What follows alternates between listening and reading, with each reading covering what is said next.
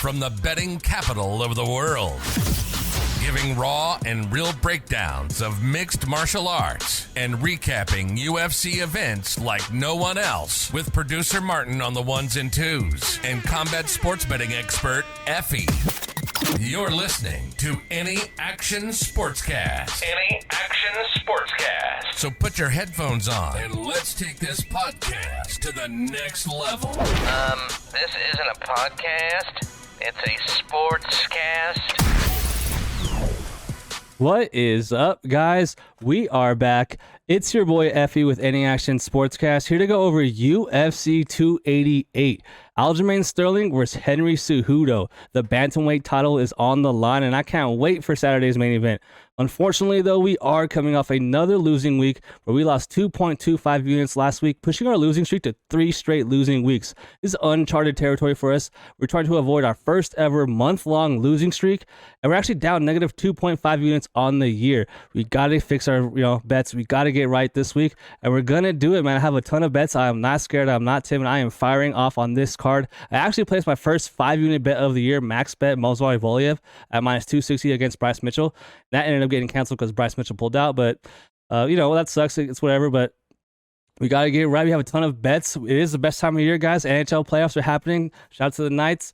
We have NBA playoffs. Shout out to the Warriors. We have MLB regular season, and then we have a UFC pay-per-view on Saturday, man. I can't wait for Saturday. It's going to be a great day of sports. Without any further ado, let's get right into our bets. We're going to do the show a little bit differently this week. We're leading off with our bets, guys. I don't care about predicting fights right. I want to win money. Let's get this money. I'm going to lead with all my bets first. Right away, the first fight of the night actually is our biggest bet of the night so far. We have Daniel Willie Cat Santos taking on Johnny Munoz Jr. I have Daniel Santos at minus 175. I put 1.75 units on him to win one because I think that he is better than Johnny Munoz Jr. and he can really finish him in this fight. So Johnny Munoz Jr. is going to have to get Santos down because on the feet, Santos is live to knock him out pretty much at any moment of this fight. If this goes 15 minutes and if it's a 15-minute striking fight, Munoz Jr. is going to get knocked out. In his last fight against Ludovic Shalinian, I think Ludovic's honestly probably one of the lower level UFC fighters ever. And Ludovic was actually winning minutes on the stand-up, which I was shocked to see. But Munoz is good BJJ. He's a really good grappler. He's going to get the fight down because, like I said, there's no way he wants to spend extended minutes on the feet against Santos. Where I think Santos, coming out of Shoot a Box, same gym as Charles Oliveira, the ex-155 champ. Those guys are savages, man. Those guys do not really care about striking defense. They're just going to walk forward and put it on you, man. Those guys are there to fight. They're not, the highest IQ guys. But he is a black belt under Diego Lima, so I'm pretty confident that even if he does get taken down against Munoz Jr. here, he's not going to just get controlled and submitted. He's going to work his way to the cage and get up. So give me Santos Jr., biggest bet of the night so far, man. Minus 175. I see he's around minus 180 right now, and I trust him, man. I think he's going to knock out Johnny Munoz Jr. I really do. Bet number 2 is on Zhalgas Zhumagulov at plus 150 to defeat Rafael Estevam, the UFC debutant. Zhalgas Zhumagulov comes in with a lot of things not going his way. First of all, he got cut. He retired. And now he's coming back out of nowhere. So he's 14-8, riding a 3-fight losing streak. And everyone knows in his last 2 fights, he won. This guy gets screwed by the judges at will. It's absolutely wild to see. And you got to feel bad for the guy. Rafael Estevam on the other side, making his debut, 11-0 undefeated prospect. And if you look at the tail of the tape, man, it's all going Rafael's way, right? He's 26 years old. Zhalgas is 34. 34 years old, fighting at, flyweight. That's ancient, dude. Going to be 8 years older than his opponent, Rafael. Rafael also 5'8", Zhalgas is 5'4", so he's 4 inches shorter, 8 years younger, has a 3-inch reach disadvantage to Rafael. I'm still going with Master Z, guys. So Rafael is going to need to get this fight down. He gets all of those fights down. He's a good grappler, good jiu-jitsu, very good wrestler. And he just, likes to ground and pound, advance on you, and maybe look for submissions and really make you make a mistake and take advantage from there. The guy is a very competent grappler, 100% on the ground. But Zhalgas Zhumagulov has good takedown defense, guys. He's a competent grappler in his own right. And I think that if he's able to keep the fight on the feet, he's going to be winning the minutes on the feet. He's a better striker, in my opinion, than Rafael. Rafael has no striking defense. He wears damage bad. And Zhalgas has just been in there with way higher level competition than Rafael, 100 million %. And I think that experience matters big time in this fight. Give me Zhalgas Zhumagulov, the 14-8 plus 150 fighter, to defeat the undefeated 11-0 Rafael Estevam. Let's go, Zhalgas. Did you? The reason why our intro had him as his background is, did you guys see his haircut? That was insane, dude. He saw Patty the Batty get that decision over Jared Gore, and he said, "You know what? I need that haircut. I need the judges on my side." Check this out. Look at him. Look at that. That's my boy Zhalgas. Let's go. He looks like a caveman that just got unfrozen. Up next, bet number 3. We have Marina Rodriguez versus Virna Jandiroba. And I'm going with Rodriguez here. I got 1.25 units on Marina Rodriguez at minus 125 to defeat Virna Jandiroba here. So this is a pretty black and white fight. Jandiroba is an elite submission specialist, right? She's 18-3, 13 submissions on a record. But dude, if she grabs you, it's dangerous here. But that's why I really like Marina in this fight. There's 2 opponents that she's fought previously that pretty much you could say the same thing. Well, not really as much Amanda Rivas, but definitely Mackenzie Dern. So when she fought Mackenzie Dern, obviously Mackenzie Dern's striking is not the best. And she's a great submission threat. And so obviously the big thing going in that fight is like, all right, you got to sprawl and brawl. You got to sprawl and brawl. Cannot get taken down by Mackenzie Dern, which he did. Or else you're going to get submitted. And obviously that's the thing here. With betting against Virna Jandiroba in this fight is like betting against Paul Craig or like Gerald Mearshart with someone who has suspect takedown defense, which Rodriguez does have. She doesn't have the best takedown defense. So it's kind of scary because definitely on the feet, she can mix in her striking to get close and close range, shoot on Marina and just kind of grab her and press her along the cage. But I think that Marina's strong enough to get separation here. She is 36 years old, pretty old for a women's MMA fight, but she will be the bigger girl in this fight. Give me Rodriguez to win a decision here. I think that she can win a decision here or finish the fight late, round 3. I'm pretty confident in Rodriguez to win this fight. And like I said, that Dern fight really gives me confidence. Jandiroba's striking is just not that good. And she's got those wonky eyes looking in both directions. Up next is a banger of a fight that we bet on. We have Drew Dober taking on Matt Frevola. You guys are going to like this fight, definitely as a fan at home. This is going to be an exciting fight, and I actually bet the over on this fight. Minus 140 over 1.5 rounds. I need this fight to go 7.5 minutes. And I think it will, man. Drew Dober, this guy has a granite chance. He's been fighting UFC forever. 26-11. He comes in as a minus 220 favorite. He's 34 years old, 5'8", with a 70-inch reach. Matt Frevola on the other side, he's 10-3-1, coming in at plus 180. 32 years old, 5'9", with a 71-inch reach. This betting line's pretty much held steady all week. It's weird because I feel like everyone is showing love to Dober. I do think that Dober will win. I think that he's my pick. But I'm actually going to go against the grain, man. Everyone's picking Dober to knock out Frevola. Frevola's chin is kind of suspect. He's been knocked out, well, not knocked out, but he's been knocked down a bunch of times in the UFC. He got knocked out by Terrence McKinney in 7 seconds, so that's never a good look. And yeah, Drew Dober, one of the best strikers in the division. Very, very dangerous. Has heavy hands, very good striking IQ. But I'm going with Drew Dober via decision. I think that's going to go all 3 rounds because Frevola definitely has a grappling advantage in this fight. And he's fighting at home in front of his New York crowd, in front of his team, in front of all his friends and family. So on one hand, yeah, you might want to go out there and show him like a good show and give the fans what they want and just swing and bang, which would be bad for him because I think that he would lose that type of fight. Or he's going to be smart and say, you know what, I want to get my paycheck. I want to win. I got to do whatever it takes, even if it means quote unquote being boring. And that would mean that he would be shooting on Drew Dober pretty early in this fight and trying to get him down and hold him down. But I like Drew Dober's grappling, man. I know everyone's shitting on him because off his back, he's not very good. He's pretty much a fish out of water once he gets down. But I actually don't think it's that bad. I think he's getting disrespected in the grappling realm. So give me Drew Dober to win via decision. I like that over 1.5 rounds. Like I said, Frevola in the last 2 fights, he surprised, man. I lost money. I bet on Otman Azaitar. He knocked him out. I did not see that coming. That was a shock. So he's a good fighter, man. 32 years old, and he has a win over Jalen Turner, so that's a really good win. Everyone's aging really good, so he's a good fighter. He's capable, of getting higher up in the UFC, in my opinion. But I think that Drew Dober has his number here. I think that Drew Dober wins a decision. Our next bet is in a Jessica Andrade versus Yan Xiaonan fight. We have plus 165 on Yan Xiaonan here to win the fight. Jessica Andrade, man, great fighter, super high level fighter, championship tier fighter, only losing to championship tier level fighters as well. Coming off losing pretty badly against Erin Blanchfield, but she was going up a weight class on short notice. And I'm pretty sure she had her hand injured in the Lauren Murphy fight where, dude, Lauren Murphy got beat so bad by Jessica Andrade. I felt bad watching that fight live. I can't believe that fight didn't get called live. And I'm pretty positive, I don't know if it's official, but I'm pretty sure she broke one of her fingers in that fight, beating up Lauren Murphy's face. And she comes back on short notice and loses to top tier Erin Blanchfield, where she got dominated, lost every minute of the fight pretty much. That was a shock. But now she's back down at her normal weight class fighting Yan Xiaonan. And man, we took a shot on Yan. Plus 165, a unit shot on her, and gonna be the bigger fighter here, longer reach, and she's been impressing me, man. I know that she lost against Marina Rodriguez, but that was a close fight. We actually won money on Rodriguez in that fight, and I thought we were gonna lose when the cards came in.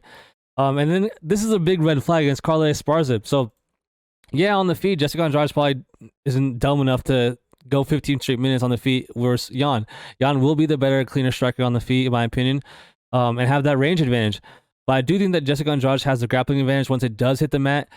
It will be the smaller girl, so it'll be interesting to see how she gets her press against the cage and in the clinch, and how she works the takedowns here, because if Jan can keep it standing, man, she can sprawl and brawl. I think she could win this fight. It's actually kind of a theme on the card, man. There's a lot of people on this fight where I just think that if they can sprawl and brawl, they'll win the fight.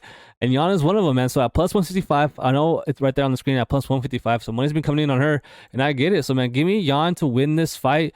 Nothing against Andrade, man. I think she's a high-level fighter. Like, we had money on her against Blanchfield, and she's only 31 years old. It's not like she's fading out, you know? But she's been fighting in the UFC for such a long time, dude. 34 professional fights. You got to wonder, like, when she's going to start to fade. And I'm going to take the taller, longer, rangier fighter in Jan here to keep it upright, sprawl and ball, and win a decision here. It's going to be a tough fight, though. And now, let's talk about the rest of the card that we haven't talked about yet, from the bottom prelims up, just like we normally would. Oh, man. The first fight we have to talk about, though, is Joseph Holmes versus Claudio Ribeiro. Very low-level fight, guys, I'll be honest. Don't really care about this fight. My interest level in this fight is very low. I am going with Claudio Ribeiro to win this fight via knockout. Joseph Holmes is very slow. He doesn't have very good striking defense, and he doesn't have very good striking offense as well. He is tall and long. He will be the bigger fighter in this fight, and that's one thing he just relies on a lot in this fight. So he's big for the division. He really relies on his athletic abilities and explosiveness to win his fights. He has decent striking, whereas Claudio Ribeiro, to me, has a more sophisticated striking on the feet and overall better fight IQ. He's 30 years old, 6'1" with a 77-inch reach. I think that he's going to knock out Joseph Holmes, and I think Joseph Holmes is going to get cut. Even in the Claudio Ribeiro fight against Abdul Razak Al Hassan, yeah, he got knocked out, but Al Hassan has great power. And in that fight, he made Abdul uncomfortable a little bit. And man, I rate Abdul like years ahead of Joseph Holmes. So, I mean, even Abdul's not that good. So, both guys not very good UFC fighters, and that's pretty much it. Give me Ribeiro via knockout. This one's going to be good, though. Ikram Aliskerov versus Phil Hawes. Aliskerov comes in 13-1, sitting as a minus 210 favorite. He's 30 years old, 6 foot with a 76-inch reach. Phil Hawes comes in 12-4, sitting as a plus 175 underdog, 34 years old, 6 foot with a 77.5-inch reach. Now, I'm torn on this fight, man, because I really like Phil Hawes. I think he is going to win this fight. I am picking him to win this fight, but I can't bet him, dude. He's 12-4. He has really good wrestling. So he has collegiate wrestling credentials, junior college national champion, D1 wrestler after that. But he's chinny, man. I'll be honest. I'll say it. And he's coming off a loss to Roman Dolidze, where he got knocked out, especially with their hooks, but he busted up his knee. One of those oblique kicks got him, and he was hurt, man. So I'm kind of wondering. That was only 5 months ago, and it looked like his knee was very severely hurt, torn up or something. And to have to come back in 5 months against a guy in Ikram who is no slouch, man. He's 13-1, been fighting, overseas. He actually got knocked out by Hamzat Chimaev, where he got uppercutted in his head, like viciously went back, like through the ceiling, up in the rafters.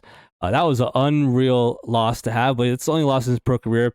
This guy's a wrestler, man. He's going to want to wrestle Phil Hawes for sure. Phil Hawes, for as much as, as I just said, that he's a college wrestler, he has good hands, man. He's very fast on the feet, pretty powerful on his own right. But to me, he's someone that never really got to his potential. He's someone that he's never really got to the top of his game, 34 years old. I think we've already seen the best of his days. So give me Phil Hawes. But it's tough because you would think, okay, you're picking the underdog. He's plus 175. Why don't you bet him? But I can't, man. Ikram's good. I feel like Vegas has him favored for a reason. I feel like Phil Hawes, even though he probably will win the striking exchanges, at any moment he might get clipped and knocked out. I don't know where that chin's at 34 years old. And wrestler on wrestler is going to be interesting. Give me Phil Hawes, though, to pull the upset via knockout. We'll go round. You have to do it early, so give me round 1. Cardio is suspect too. So Phil Hawes, bad cardio, suspect chin. I think he's gonna win.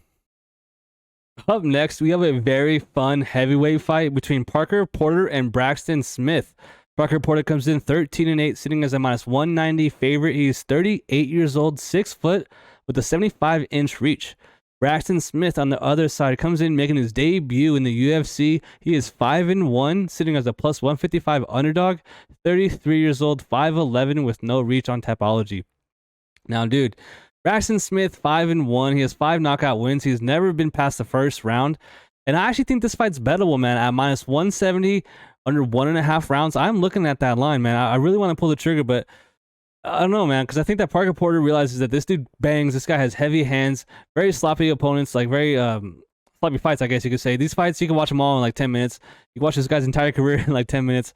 Parker Porter, like I said, he's going to want to shoot and clinch on this guy, and he's not the best wrestler. Doesn't have the gas tank to do that for 15 minutes, I don't think. This fight's going to be sloppy, and someone's going to get knocked out. I think Parker Porter, 38 years old, I think that chin might be going. Got knocked out against Justin Tafa just 2 months ago.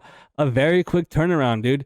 I think Braxton Smith is live for a first-round knockout. At plus 155, that's already good money. So if you want to bet him to win, to get a knockout, I think that's live, man. Plus 155. One bet I really do like that I don't have access to, which I'm going to try to get someone to, help me out here. Fight ends in knockout, man. I think definitely at minus 130, that's playable, dude. Someone's going to get slept in this fight, and someone's going to get slept early in this fight. Either Braxton Smith knocks him out early in this fight, Porter, or Braxton gasses out trying to knock him out, Porter, and Porter knocks out Smith in that first round. So give me Parker Porter to win this fight after Braxton Smith fails to knock him out in that first round. No. Give me Braxton Smith to win via knockout in that first round. At plus 155, you add on to win via knockout, and you add on to win via knockout in round 1. And I'm sure you're getting pretty crazy numbers. Maybe that's like a sprinkle prop, a little fun bet you could have on the night to make this fun heavyweight sloppy fight a little more fun to watch, right? But so give me Braxton Smith, give me the under, give me fights end in a knockout. And yeah, Braxton Smith to win via first round knockout. Up next, another fight that I think is going to end in a knockout. Khaos Williams versus Rolando Bedoya. Bedoya is making his UFC debut. Khaos Williams comes in 13-3, sitting as a minus 300 favorite. He's been bet all the way to minus 330. He's 29 years old, 6 foot with a 77-inch reach. Rolando Bedoya comes in 14-1, making his UFC debut. He is sitting at around plus 250 now. He's 5'11 with a 75-inch reach. I'm going with Khaos Williams to win this fight. I'm going with Khaos Williams to win via knockout early in this fight. He's actually coming off a long layoff. He hasn't fought in almost a year. He got beat down pretty bad against Randy Brown. But Khaos is good, man. He's very explosive, very good hands, very heavy hands. And if you can't, out-grapple Khaos Williams or even have good enough striking defense to last 15 minutes, then you're going to get knocked out because someone like Ronald Brown, or Randy Brown, I should say, their length helps them so much where I don't think that Rolando Bedoya will be able to, stay away from Khaos. I think that Khaos is going to track him down and get back on track to get a knockout here. Give me Khaos Williams to win via knockout, and the crowd goes crazy in that fight. That's going to be an exciting fight for sure. I don't know. I'm not really high on Khaos' opponent there. This is a tough fight to call here. We have Devin Clark versus Kennedy Nzechukwu. Devin Clark comes in 14-7, sitting as a plus 175 favorite, or underdog, sorry. 33 years old, 6 foot with a 75-inch reach. Kennedy comes in 11-3, the African Savage. He is sitting as a minus 210 favorite, 30 years old, 6'5 with the 83-inch reach. I'm going with Kennedy in this fight, man. I've never been high on Devin Clark. He's 8-7 in the UFC. I definitely thought he was going to lose his last fight against Daoin Jung. And he really showed that grappling in that last fight. Devin Clark's a pretty physical guy for the division, but so is Kennedy, man. Kennedy's kind of huge. He's like, not kind of, he is huge. 6'5 dude with the 83-inch reach. He's going to have the size over pretty much every opponent he has. But he wasn't looking that good against Ian Cutelaba until he got that knockout. He got on a sick knee up the middle.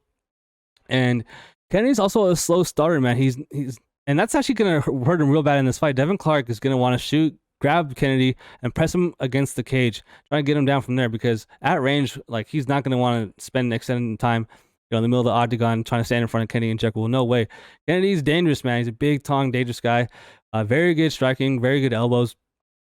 But yeah, man, I think Kennedy's going to win this fight. It's going to be a tough fight, like I said, dealing with the grappling of Devin Clark all fight. And we've seen Devin Clark has the cardio to go 15 minutes in that last fight.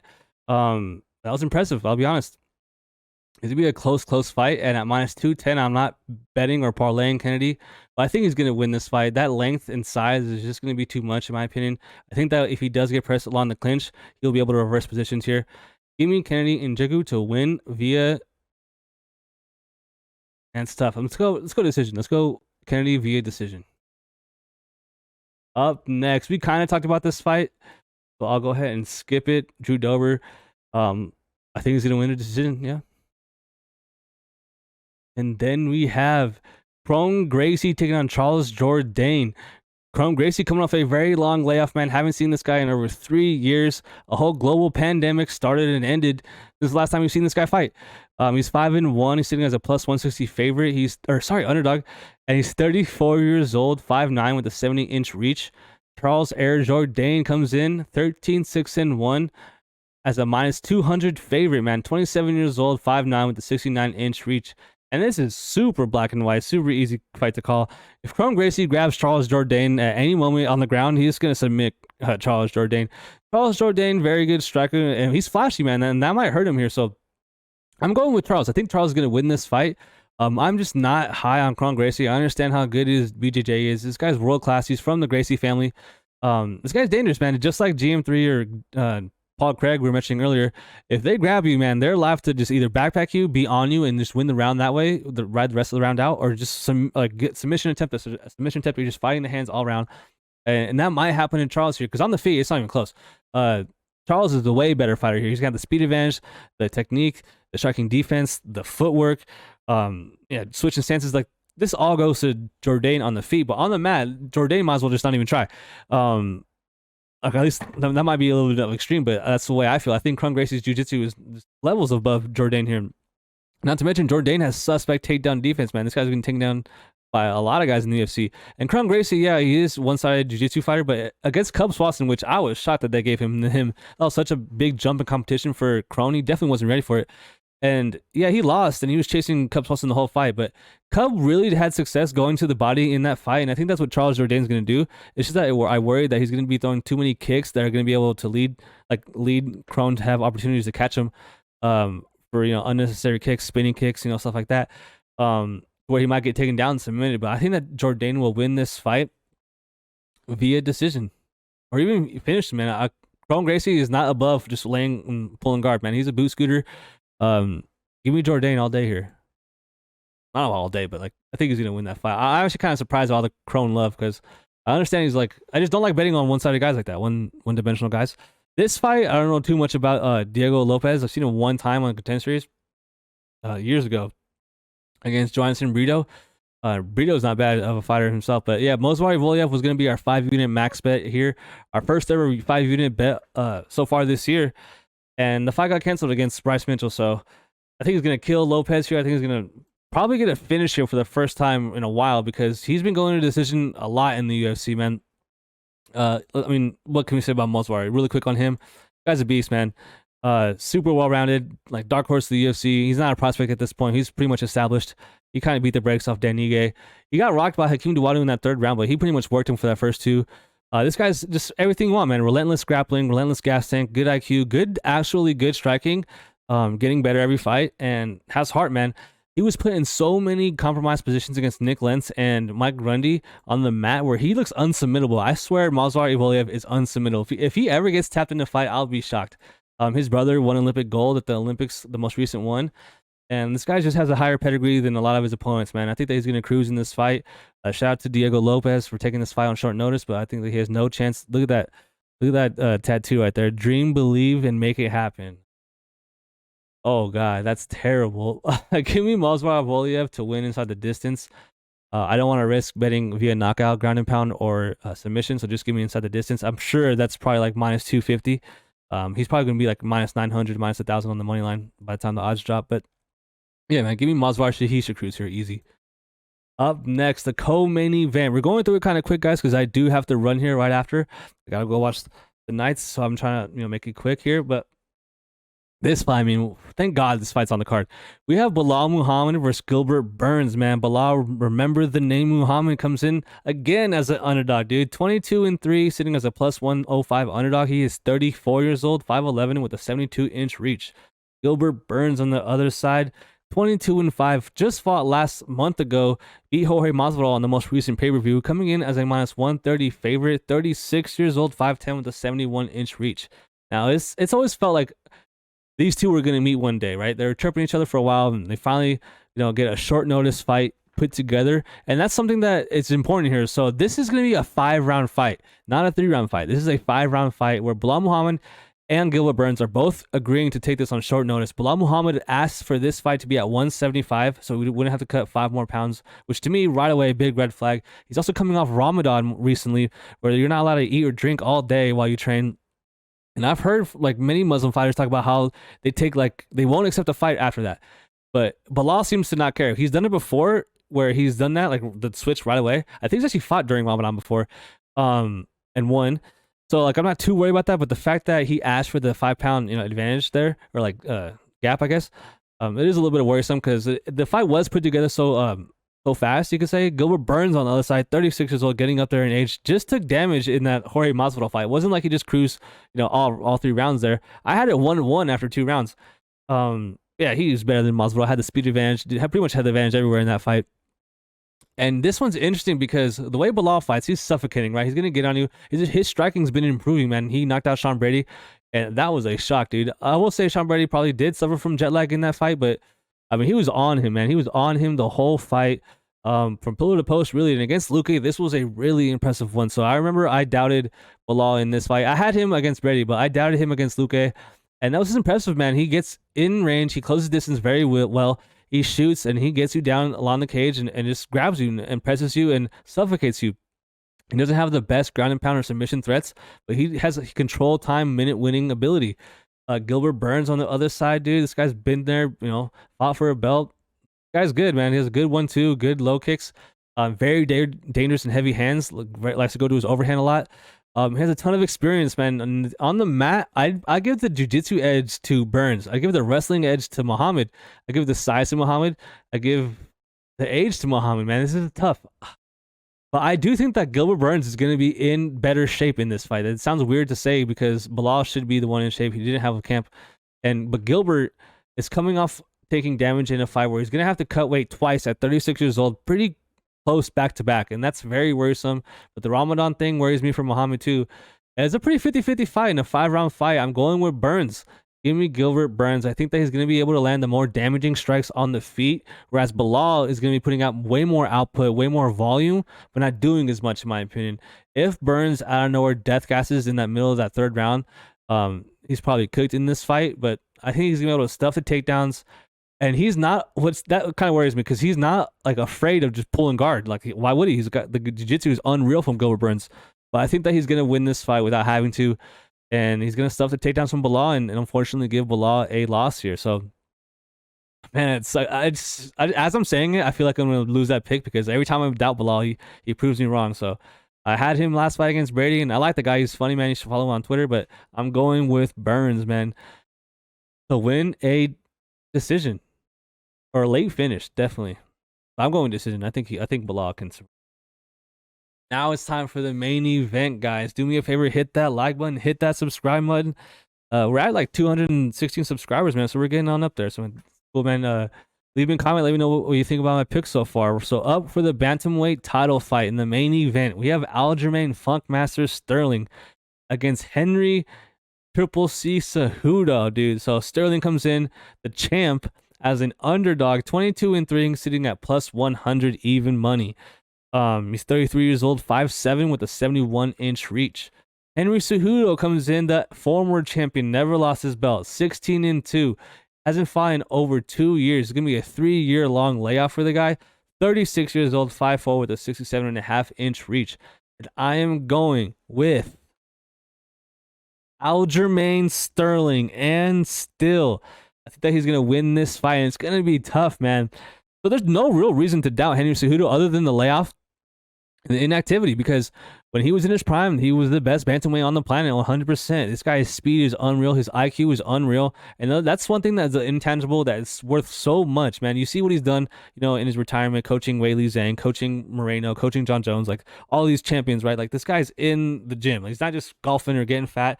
He did lose his virginity, so it's going to be different in there for Henry. But dude, this dude is a beast, man. He's a new dad recently, and his skill set's good, man. His striking, it's gonna be tough though. Here, dealing with the length of Aljo, I do think that Henry's gonna have to win this fight using his leg kicks to get close to Aljo, and taking down Aljo, because I don't think that Henry's gonna be able to hold Aljo down.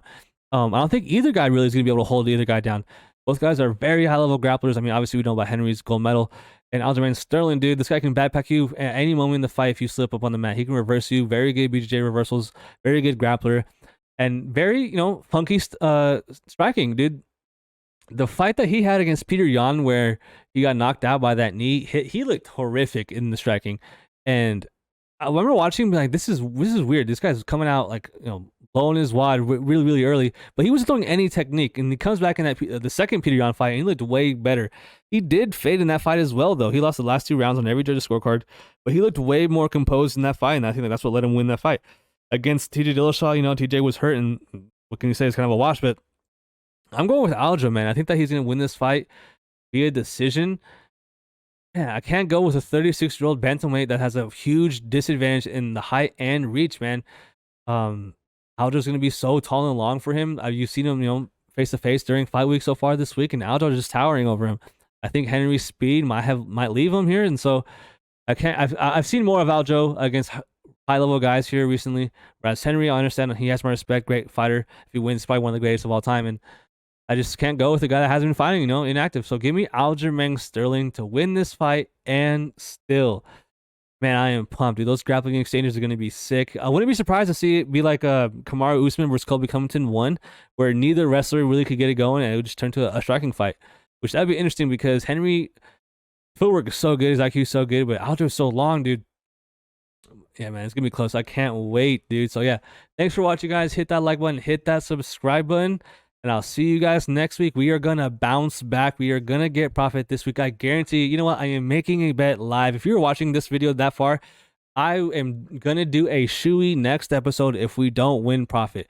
I will be doing a shoey next episode if we don't win this week.